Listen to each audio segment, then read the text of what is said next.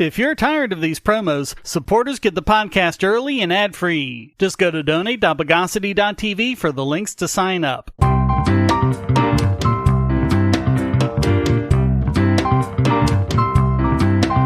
Welcome to the Bogosity Podcast for the week of November 13, 2022. The podcast that broke quarantine. This is your host, Shane Killian. Let's creolize the news of the bogus. And the SEC has won their corrupt case against LBRY because U.S. District Judge Paul Barbadoro decided to blatantly ignore precedent. We've been covering the entirely questionable grounds on which the SEC has been accusing LBRY of running an unregistered security, but the judge ruled on their side, saying that no reasonable jury could reject the SEC's claim that the LBRY credits on their network constitute an investment. Unless, of course, the people on the jury actually used the site, but whatever. And the question is, under this ruling, what cryptocurrencies could not be a security? The only thing they had ever said before is that tokens with an ICO might be securities, depending on how they're launched and run. But LBRY never had an ICO.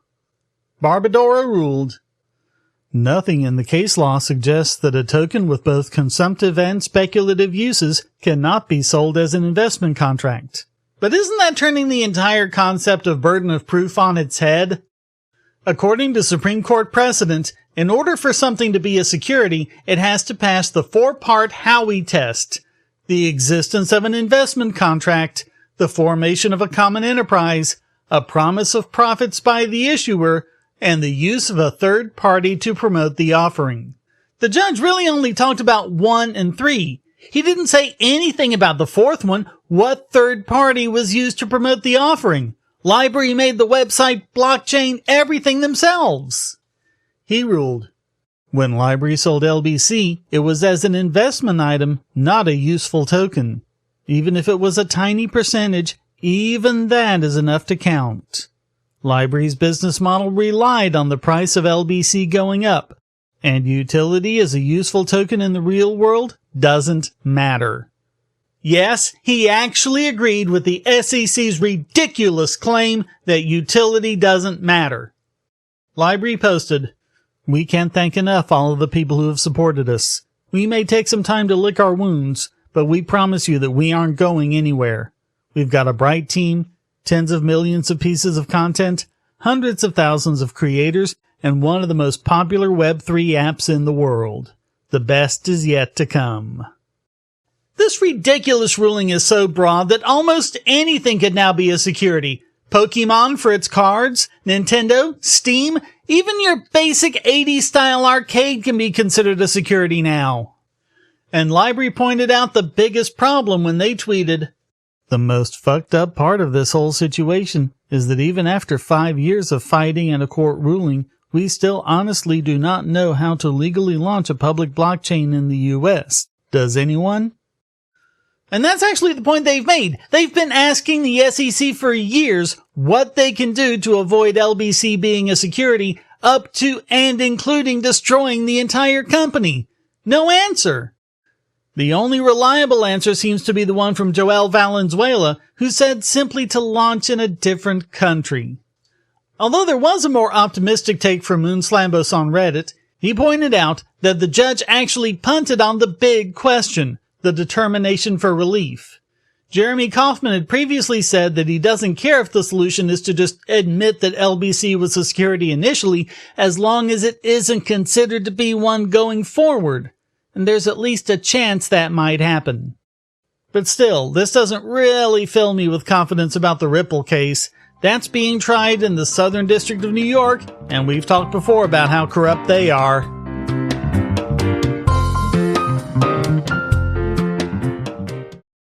If you're looking for a way to support this channel, but you don't have any spare cash and you can't stand ads, you can do so by generating your own cryptocurrency. Use the links at the bottom of the description to follow the link to Odysee.com to listen to the podcast and see all of my YouTube videos as well. Just watching videos will produce cryptocurrency for the creator and yourself. And since Odysee is always monetized and never censored, you'll have no problem seeing all the videos from your favorite creators. You can also use the library credits you created Odysee to tip creators and even purchase paid content. Earn library credits through various rewards, including daily view rewards and the number of shares and invites. And you can interact with creators in all sorts of ways, including like and dislike, comment, boost a post by supporting it, repost it, and share to other sites, all while earning crypto for the creator. Easily monetize yourself and your favorite creators using cryptocurrency without advertising. Use the link below to visit this channel on Odysee.com and see many of your other favorites there as well.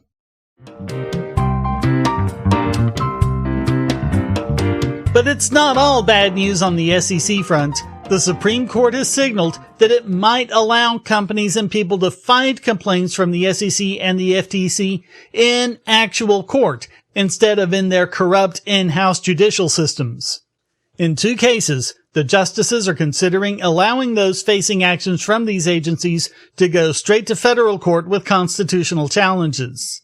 Samuel Alito asked, "What sense does it make for a claim that goes to the very structure of the agency having to go through the administrative process?" Last year alone, the SEC filed more than 700 enforcement actions and won judgments totaling $6.4 billion. The FTC is currently considering breaking up Meta and Amazon, and their antitrust actions last year brought in $2.4 billion. And make no mistake, every single one of these is unconstitutional.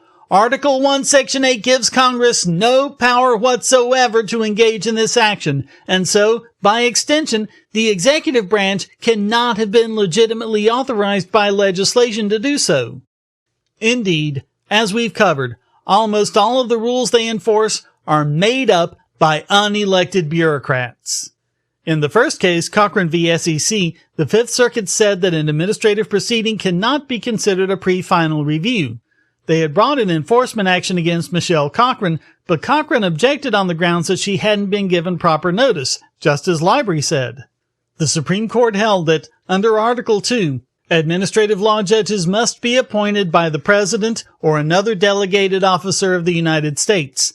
But Cochran is arguing that the tenure protections unconstitutionally impede the President's authority to remove them, making them illegitimate. The FTC case is against Axon Enterprises, whom it says violated antitrust law by buying out a competitor. The FTC threatened to initiate expensive enforcement proceedings unless Axon settled. Axon argued in district court that they shouldn't be required to suffer crippling costs and business disruptions before being allowed to sue on constitutional grounds. The Ninth Circuit was divided on the appeal, but although they upheld the district court, they said, quote, "It makes little sense to force a party to undergo a burdensome administrative proceeding to raise a constitutional challenge against the agency's structure before it can seek review from the Court of Appeals." Margaret Little, Senior Litigation Counsel of the New Civil Liberties Alliance, said, quote, "It's actually insane. It makes no sense whatsoever to put people through years of protracted proceedings that are destined to be set aside because of their unconstitutionality.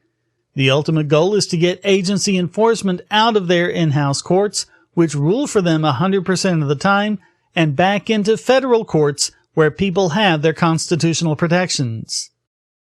Chief Justice John Roberts said, quote, "This is a series of cases that are a constellation around some fairly basic propositions, and to have it go over and over and over again, it does make the case about the need for direct resolution of a related claim pretty strong."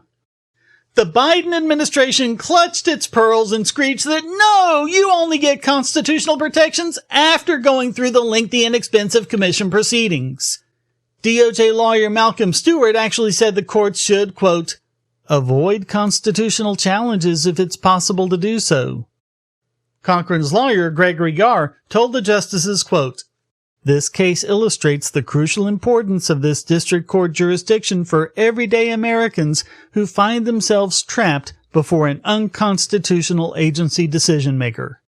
And Axon's lawyer Paul Clement argued, quote, Any review mechanism that delays judicial review of a here and now constitutional inquiry until it has come and went does not provide meaningful review. They're scheduled to rule by June. Hopefully they'll make the right decision. It would be a meaningful first step to getting some semblance of justice back in this country.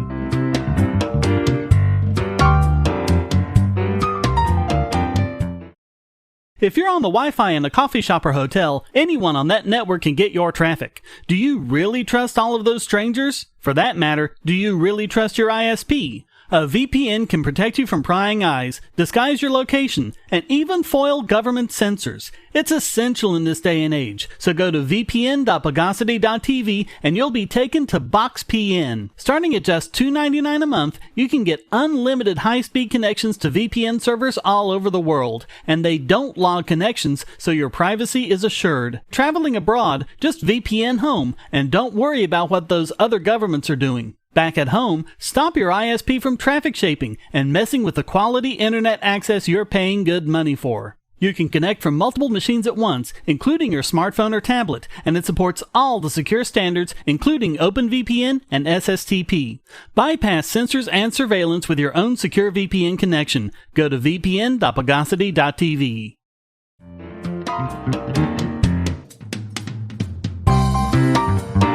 We've known all along how much the Biden administration hates free speech. I mean, they're hardly the first ones, but now the DOJ and former press secretary Jen Psaki are fighting a subpoena in a free speech lawsuit. The states of Missouri and Nebraska subpoenaed Psaki and various DOJ officials in federal court about the interactions they had with social media companies. We've talked before about the problem here. If they do anything, positive or negative, to threaten, encourage, incentivize, or otherwise influence third parties to censor on their behalf, then, according to numerous Supreme Court precedents, it's just as much of a First Amendment violation as if the federal government had acted directly. They don't get to violate the Constitution. They therefore can't get someone else to do it on their behalf. And it's vital that government agents be responsive to investigations that they've done just that. So Federal District Court Judge Terry Doughty ordered Psaki and the other officials to sit for sworn depositions on the subject, with the states pushing for a preliminary injunction that would stop the Biden White House from continuing the practice. Psaki whined that it would just take up too much of her valuable time. Quote, "Among other things, I understand that I would need to devote several days preparing for the deposition, as well as attending the deposition itself, and that would be highly disruptive to both my work and my family." Alex Jones misses one deposition because of health issues, and he gets a default judgment.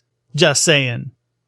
The Justice Department sounded the bells of the apocalypse if anyone dared question them. Quote, "If permitted to proceed, the deposition of Ms. Psaki would inevitably set the executive and judicial branches on a collision course through adjudications of executive privilege, thrusting the court into the awkward position of elevating the executive's claims of confidentiality and autonomy, and difficult questions of separation of powers and checks and balances would quickly be pushed to the fore."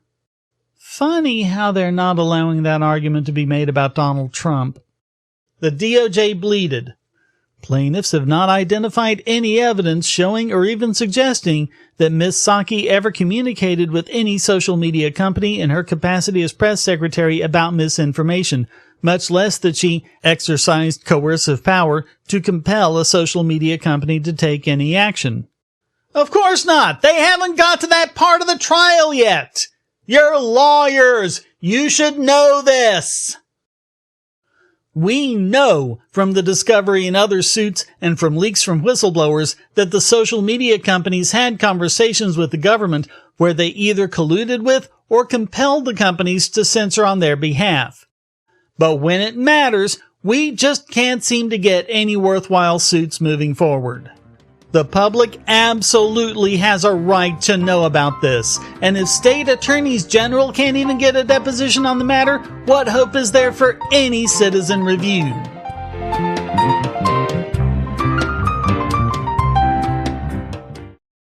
Do you have children or nieces or nephews? Are you homeschooling or just want to counter some of the socialist indoctrination most children get in school? If so, go to bogosity.tv/TuttleTwins, and you'll be taken to a website where you can get some great books for elementary-age children. The Tuttle Twins books are books about liberty and free market economics that include children's versions of Bastiat's The Law, Leonard Read's I, Pencil, and Hayek's The Road to Serfdom, as well as books about the Federal Reserve and how regulations protect business cronies. They'll learn about the harm caused by eminent domain, or regulations passed in the name of safety, and fundamental concepts of liberty. And as you can see from the sample pages on the website, they're all easy to read and nicely illustrated. They're just $9.99 a piece, or get a special discount as well as free bonuses when you purchase all 5. You can even buy in bulk to donate to schools and local libraries. So get the Tuttle Twins books at bogosity.tv/TuttleTwins.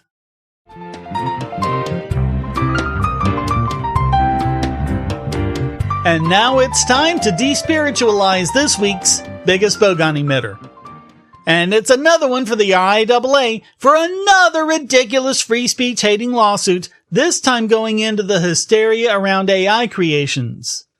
It's a new category they've added into their review of notorious markets. In their words, quote, "There are online services that, purportedly using artificial intelligence, extract, or rather copy, the vocals, instrumentals, or some portion of the instrumentals from a sound recording and or generate, master, or remix a recording to be very similar to or almost as good as reference tracks by selected, well-known sound recording artists."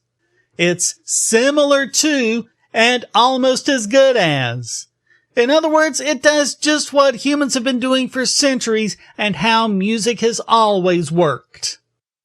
Carl Philipp Emanuel Bach copied the style of his father, Johann Sebastian Bach, with his own little twist on it, but you can hear the resemblance and even, in some cases, direct imitation. Mozart did the same thing with CPE Bach's music, and Beethoven did the same thing with Mozart's. Play their music, and you can hear the imitation, development, and progression. That's the danger of this idiotically wrong concept of everyone having to be 100% original. Not only is it impossible, it would stop all creativity in its tracks. Quote, "To the extent these services or their partners are training their AI models using our members' music, that use is unauthorized and infringes our members' rights by making unauthorized copies of our members' works. In any event, the files these services disseminate are either unauthorized copies or unauthorized derivative works of our members' music." So merely training the AI with their music involves making infringing copies, even if they never pass along those copies to anyone else. The RIAA apparently made no attempt to contact the sites or even learn how they actually work. The manager of one of the sites sent in a rebuttal which read, quote, "Their arguments are a mix of factually wrong information, a misunderstanding of how these AI services work, and minor allegations regarding potential trademark infringement, corrected since, which are not piracy or counterfeiting. There is no proof that RIAA members' music was used to train the algorithm. To the best of my knowledge, making this public code usable in the form of a website does not in any way constitute copyright infringement." Apparently, the RIAA's entire case rested on just 6 links to songs on YouTube. Links! Once again, just linking is now considered to be copyright infringement. In the case of the matching algorithm, it's not even AI, nor was it trained. Quote, "The open source matching algorithm is not a trained algorithm. It is a predetermined set of operations which transform the user input using general properties of a reference song, which now also has to be uploaded by the user." So it's not even as sophisticated as a human listening to a bunch of music, learning the style, and creating a new work based on all of that. But even if it were, it makes no sense for them to say it's infringing for an AI to do it when it's always been how human composers have done things. Folks, expect more of this as AI and various other algorithms get more sophisticated. And understand that, no matter how sophisticated they get, This is really about the RIAA trying to make every cent they can from their existing catalogs and not caring one bit how much artists are hamstrung in the future. So all of that makes the RIAA this week's biggest bogon emitter.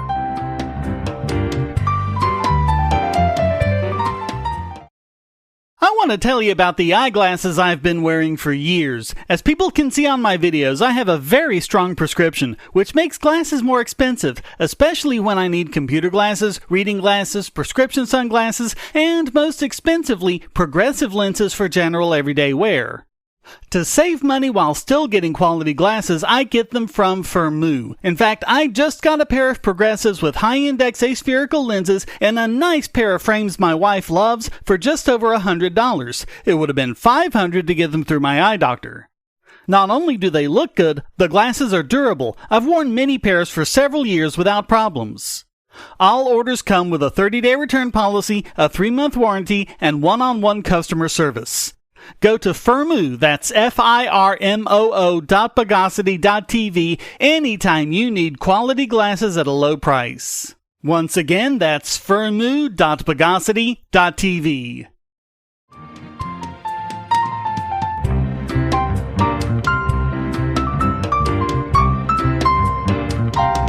And now let's flagellate this week's Idiot Extraordinaire. And this week it goes to the Republican Party for one of the most baffling missteps they've probably ever taken. The recent midterm elections were the first ones since the COVID pandemic largely abated. After the government spending 2 years pushing pseudoscience and one tyrannical policy after another to the frustration and exhaustion of most of the public, they had a unique opportunity. They could run an actual doctor for, in this case, Pennsylvania Senate. Someone who knows his stuff when it comes to medicine and is as respected as he is convincing. Instead, they ran Mehmet Oz. Yes, the same Dr. Oz who's repeatedly pushed pseudoscience, paranormal phenomena, and even faith healing. You've got to wonder what they were thinking when they got behind Dr. Oz, of all people, in one of their most visible races. And the Democratic opponent was John Fetterman, someone who's about as electable as a putrescent boil. He struggles to answer simple questions. He can't seem to construct complex sentences, and all of his inflections are those of a bully demanding your lunch money. Peter Boyle was more eloquent in Young Frankenstein when he sang Puttin' on the Ritz. He even looks like Thanos. Issues-wise, he's even worse. Even on his website, the positions are bland and unimaginative, the usual stuff like capping prescription drug prices and ending immoral price gouging. Lacking any real plan on how to do anything, his website even lists as an issue, I kid you not, make more shit in America. He even repeatedly refused to take audience questions. Fetterman really sounds like a failed Republican candidate from the 90s. So it should have been a fairly easy ride to victory, especially given the resources the party put into Oz's campaign. Mitch McConnell even pulled $40 million of the Senate Leadership Fund from the crucial Arizona race to fund Dr. Oz. All of which might be forgivable if he'd actually won, but Oz lost with 46.67% of the vote to Fetterman's 50.91. Not even his status as the first Muslim to be nominated by either party for U.S. Senate earned him anything special. Even Oprah, who spent 2 decades propping up Dr. Oz and giving him basically his entire audience, the Dr. Oz show was actually produced by Winfrey's Harpo Productions, endorsed Fetterman. Jimmy Kimmel posted a picture of Oprah drinking wine with the caption, Oprah watching Oz go down in flames. Yeah. Try and distance yourself, Oprah. We at least haven't forgotten when you and Oz promoted John of God, who's now serving life in prison for keeping teenage sex slaves and other sex crimes, many of minors, including his own 14-year-old daughter, totaling over 600 counts. That's evil we won't soon forget. People were posting memes of Oz with captions such as, "Claims to hate socialism, keeps getting publicly owned." Ordinarily, the left can't meme, but Dr. Oz is just that easy a target. Sports writer Ewan McKenna summed it up perfectly when he tweeted, "Who thought parachuting a rich celebrity TV doctor who promotes whatever he's paid to as the #1 weight loss treatment and believes your astrological sign defines your health into a place he's not from and doesn't live in a brutal recession for a key race was a good idea?" Not only running and supporting him, but pulling so much money away from their other candidates, a move that probably cost them a few crucial Senate seats, makes the Republican Party this week's Idiot Extraordinaire.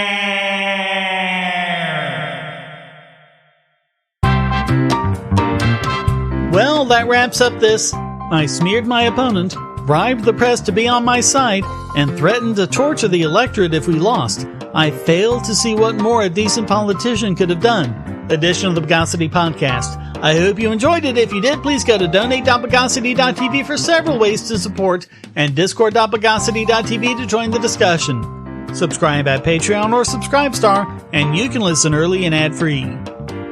Thank you for listening. Until next time, here's a quote from Robert Todd Carroll. History is replete with examples of what happens when any group of authorities do not have to answer to empirical evidence, but are free to define truth as they see fit. None of the examples has a happy ending. The Bogosity Podcast is licensed under Creative Commons Attribution Non-Commercial No Derivatives 4.0 International License.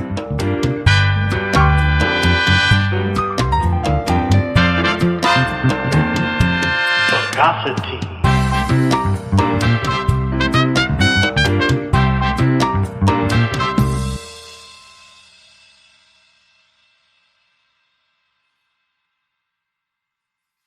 We live in a world where light bulbs connect to the internet, and recent attacks on them prove that your online security is under threat like never before. Not only your websites, but the internet-enabled devices you buy. And the biggest problem is weak passwords. That's why you need LastPass. LastPass allows you to randomly generate strong, unique passwords on the web and on your internet-enabled devices, all protected by one master password. LastPass sets up in minutes and gives you secure automatic logins throughout the web, synchronizing across all your browsers, all your computers, and even your mobile devices, at home, at work, or on the road. It even securely stores sensitive form data, including credit card numbers, backup sensitive documents, software licenses, Wi-Fi logins, and more. And with LastPass Premium, you can get these benefits on other applications, manage passwords for your entire family, and also get priority customer support. Sign up at password.bogosity.tv for a free month of LastPass Premium. Log in securely everywhere using the last password you'll ever have to remember. Go to password.bogosity.tv and get LastPass now.